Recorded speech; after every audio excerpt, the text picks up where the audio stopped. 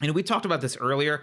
And Michael Rechtenwald is the one who brought this up and educated me about this. But one of the paths to socialism, people view socialism as this thing that's kind of anti-business. But one of the paths to socialism is through large companies. In fact, Gillette was founded with the intent to become one giant corporation. The idea being a corporation expands and expands and expands and expands. Think Amazon plus Google plus Facebook. Like, it just starts expanding so that it takes over your whole life, and eventually it merges with the state, and that's how you get socialism.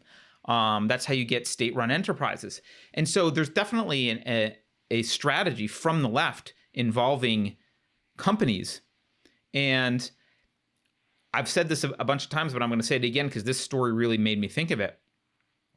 This new normal that they want is really only benefiting large corporations, and they're really moving this at every chance they've got.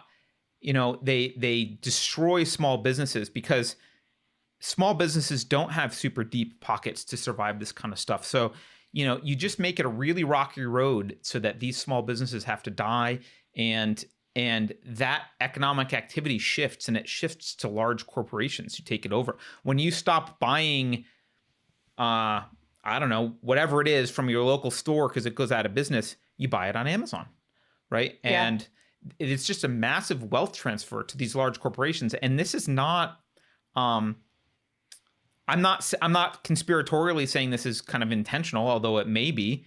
But I am saying it certainly fits with the agenda. It certainly fits with what they want. If you look at the elites in charge, if you look at what the World Economic Forum does, and if you look at what the deep state does, if you look at large corporations, they're all in alignment.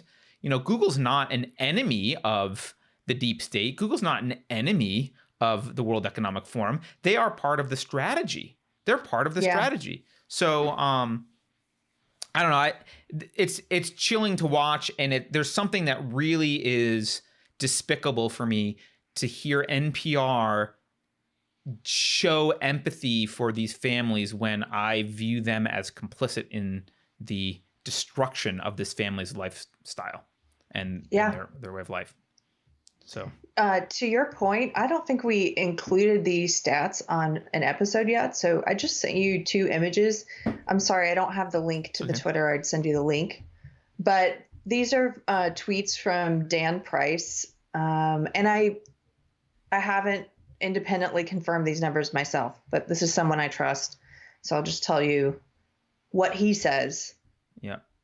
Okay. So pulling them up here. The first...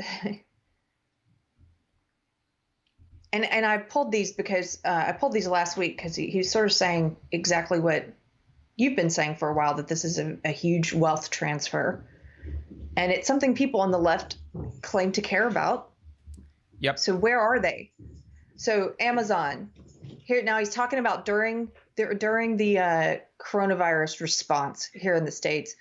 Amazon profit up 100%, Walmart profit up 80%, Target profit up 80%, Lowe's profit up 74%, Microsoft, Facebook, Apple, Google stock at a record high. Small businesses, 21% closed. Yep. Revenue for the rest down 30%. They're going to go extinct in the lockdown without help. And then the next graph, the next image I sent you is another tweet of his where he says, now he's just talking about the founders of some of these big box stores. Wealth increase in the pandemic for the founder CEOs of Amazon, $91 billion. That's Jeff Bezos. That's his wealth, just his increase during the pandemic, $91 billion.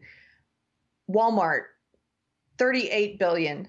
Google, $37 billion. Microsoft, $33 billion. Facebook, $28 billion.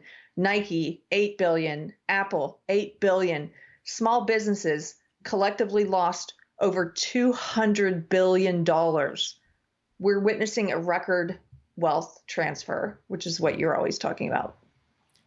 Yeah, I mean, I don't want to, well, maybe I don't want to lie. I do kind of want to say I told you so. I was going to say I don't want to say I told you so, but I kind of do like saying it sometimes. So I'll admit it's not so bad to say. I said this at Yeah. the very beginning. If for those of you who are around, the very beginning of this pandemic, I said this was going to be a massive economic disruption that would not recover, and it was going to kill small business. I mean, I said this early. It was going to kill small businesses. This was totally predictable. You don't, and I'm not a rocket science. Well, actually, I was a rocket scientist. I'm not an economist. uh, I'm not an economist. I'm not like, you don't have to be, chairman of the Fed or, a Rothschild person to have a deep understanding of the economy to see what was going to happen. It was pretty clear. I talked to several friends about it who'd been paying attention as well. You could see what was going to happen with these lockdowns. This is what was going to happen. And now it's happening. And so, and I've, just as Dan Price here said, I said this earlier, we are witnessing a huge transfer of wealth. And it's not that they don't care. I think it's that they like it, because it's easier to, if you're a central planner, large corporations are much better than, like, one Google is infinitely better than 400,000 small businesses you have to deal with. Like, Yeah. it is, who wants that? It is much Yeah. easier to just be able to pick up the phone and talk to one guy and move mountains, rather than to move grains of sand, which is what small businesses are. They are, there's just so many. I don't know how many small businesses And make up a Google, but a lot. These large corporations are all in bed with the deep state. I mean, Jeff Bezos, who owns Amazon and the Washington Post, propaganda outlet, he's got a contract with the CIA, Right. where Amazon builds digital something. I can't. It's been a while I think it's since I for read the article. AWS. I imagine it's about data, right? It's about data. They work for the CIA. Jeff Bezos works for the CIA. Right. And we're cool. We're all cool with that. That's public knowledge. There's been articles about it, but it's fine. And if you look at the numbers of people who moved back and forth between, like, the Hillary Clinton campaign and the executive staff of Google and vice versa, and they're all in bed. All these large corporations are in bed with the deep state. And when I say deep state, I mean those people in government positions who remain. Right.